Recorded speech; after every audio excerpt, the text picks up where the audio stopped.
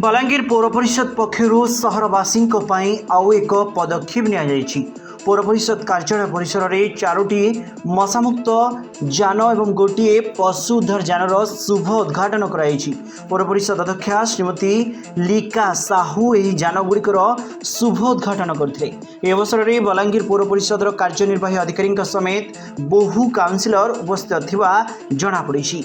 नूतन जानगुड़िक मशा नियंत्रण सह सहर में बुला पशु उद्धार और परिचालना कार्य सहायक होब। देखुन एतार आगु भी म्युनिसिपालिटी रे एनिमल रेस्क्यू भैन अणा जाइला आज गोटे अणा जाइए आ 5टा हमर टिफा मेसिन अणा जाइए जेनटा कि मशा दाउर रक्षा करबार लगे धुआं दिया जाइए सब वार्ड मान के। तो जेन एनिमल रेस्क्यू भैन टा अच्छे सेटा हमर वेटरनरी सामने हमर कोऑपरेशन रखी करा जाइए।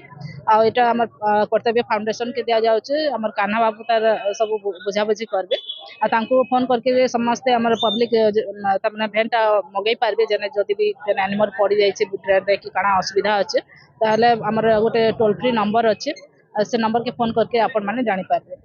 आउ टिफा मेसिन टा सब वार्ड मान के मशा धुआं छाड़बार लगे अणा जाइए। आगामी दिन रे जदि भी सब कवर कर नै पारबे आ भी अणा शंभु नाग काउंसिलर वार्ड नंबर 7।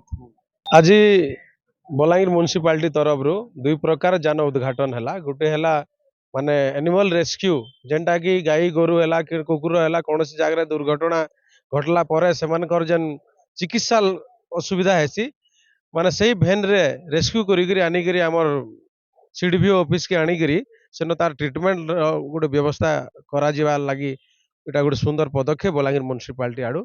आ गोटे जान जेनटा कि बलांगीर शहर को मशामुक्त करवार लगी गोटे स्वतंत्र धुआं जानटे उद्घाटित है। आगु से मोटरसाइकिल कि अन्य उपाय करा स्वतंत्र जान कराई बलांगीर शहर जेन मशार प्रादुर्भाव जेन किछि अच्छे तार पूरा निहाती भावे माने निहत हेबा बोली मैं आशा करूचे। बलांगीर मशा दाउरू रक्षा पाई घर को आसंती लक्ष्मी जदि बाछंती असली लंगल मार्का हिंदुस्तान सेट्स 1945 मसीहारू चाषी सेवारे हिंदुस्तान सेट्स टिटलागढ़।